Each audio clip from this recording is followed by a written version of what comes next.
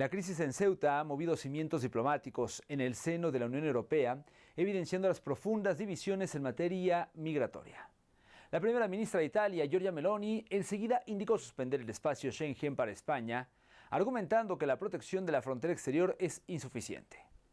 Esta postura, rápidamente respaldada por Finlandia, refleja una corriente europea cada vez más hostil a la inmigración.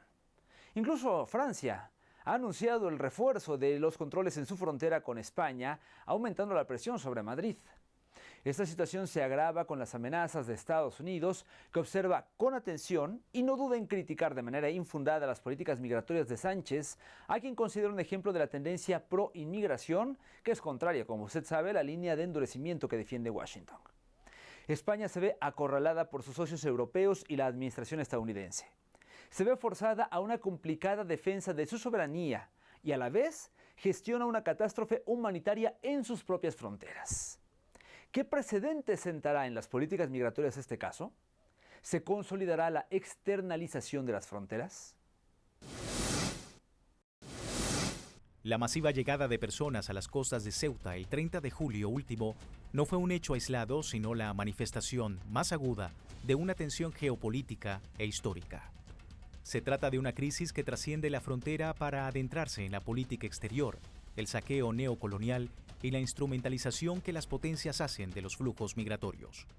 El análisis que tenemos que hacer de estas crisis, y lo voy a poner entre comillas, migratorias, y repito, sin bajarle el precio, digo, sin menospreciar lo que está ocurriendo, también tiene otro costado, que es aquel que, una crisis provocada y también discursivamente provocada, digo, ¿no? Cuando hablamos de crisis migratoria es porque, por ejemplo, sale Pedro Sánchez a decir que su gobierno va a instaurar todas las medidas necesarias para resolver esta situación. Bueno, habría que decirle a Pedro Sánchez que en lugar de resolver la situación de estos migrantes que se lanzan al mar a cruzar a Ceuta, debería resolver primero las cuestiones que, por ejemplo, mantienen desplazados internos en el Sáhara Occidental, por ejemplo. O resolver aquellas cuestiones que permiten el saqueo, el expolio de las riquezas africanas. Tomando como referencia las cifras de la situación de los desplazados en África, entre el territorio occidental y central hay una mayor cantidad de desplazados internos que de migrantes.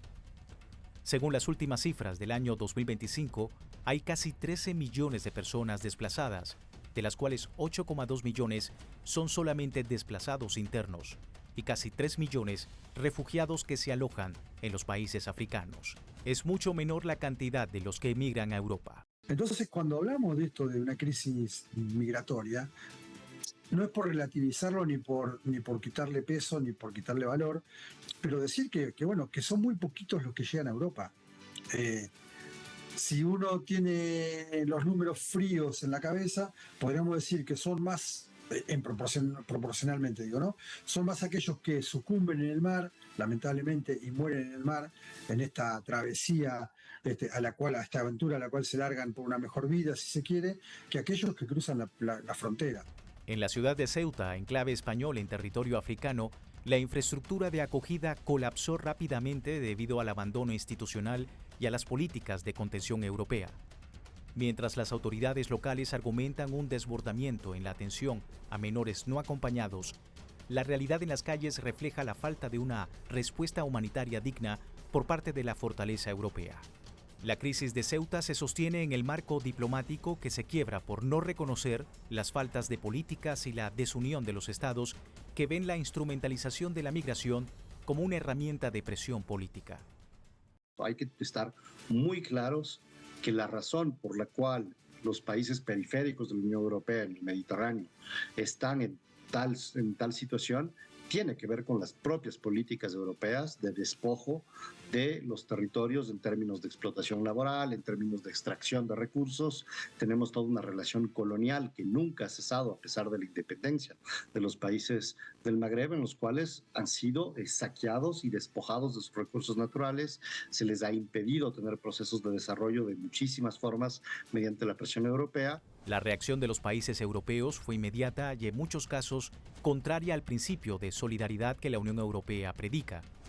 El caso más significativo fue el de Italia, gobernada por Giorgia Meloni. La primera ministra calificó las imágenes de impactantes y anunció la suspensión temporal del acuerdo de Schengen, reintroduciendo controles aleatorios en puertos y aeropuertos para los viajeros procedentes de España. Tratan de explotar una situación que sus propios países están creando para generar como estos chivos expiatorios de las verdaderas razones de la crisis en la Unión Europea. La verdadera razón de la crisis en la Unión Europea no tiene que ver con los migrantes, tiene que ver con políticas neoliberales de destrucción de los derechos sociales, tiene que ver con apertura financiera y con apertura de, digamos, de circulación de capitales que ha permitido que se lleve de los países europeos hacia otros países el aparato productivo, se deslocalice hacia otros países donde hay un salario menor, y las razones de la crisis europea están clarísimas, solo que efectivamente surgen partidos de extrema derecha que no quieren dar solución a esto, sino que quieren encontrar chivos expiatorios. Quienes ganan de esta narrativa y de esta situación son claramente, por un lado, los partidos de extrema derecha, por otro lado, son todos los empresarios que se van a beneficiar de mano de obra barata porque está irregular administrativamente. También Finlandia y la República Checa respaldaron la decisión de Roma, evidenciando una fractura en el seno de la Unión Europea sobre cómo abordar las crisis migratorias. Francia además ofreció ayuda a España, pero al mismo tiempo multiplicó por 5 el número de agentes en su frontera.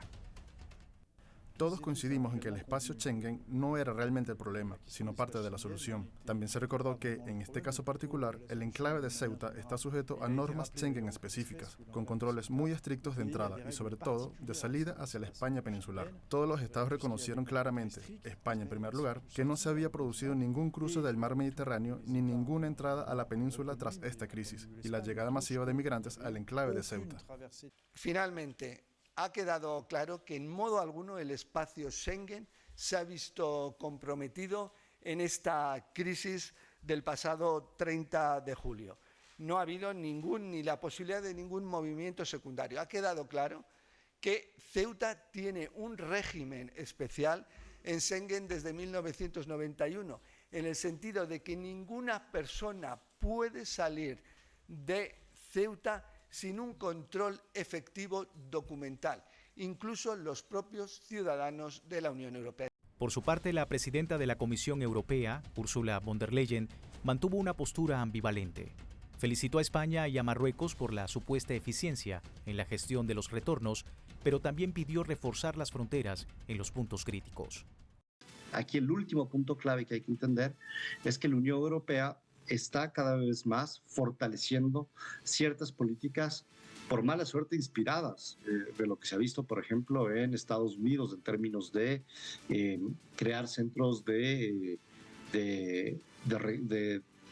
detención administrativa que terminen siendo verdaderas cárceles en condiciones terribles para migrantes que se encuentran detenidos ahí, no solo en Europa, sino por fuera del continente europeo, lo que ha alertado a muchas organizaciones a advertir sobre las posibles violaciones de derechos humanos en estas zonas grises donde no se sabe quién es el responsable de manejar estas situaciones. Marruecos reaccionó restableciendo el control en su lado de la frontera con un despliegue masivo de fuerzas.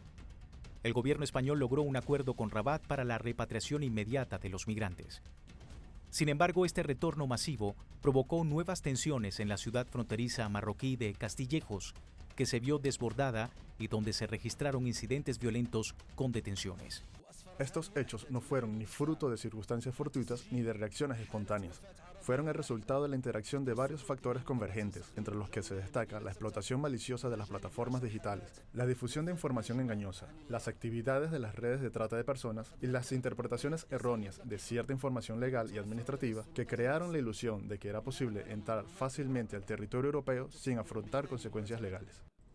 Por su parte, el Frente Polisario ha vuelto a denunciar ante las Naciones Unidas cómo la monarquía marroquí utiliza el sufrimiento de miles de migrantes y el control de las fronteras como una moneda de cambio y de chantaje geopolítico.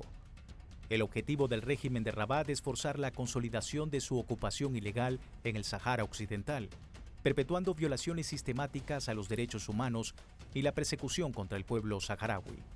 Esta crisis demostró que la política migratoria europea y española sigue anclada en un modelo de externalización y disuasión que no logra abordar las causas profundas de la migración. La dependencia de Marruecos como socio para la contención fronteriza se convierte en un arma de doble filo cuando Rabat decide utilizar la migración como moneda de cambio.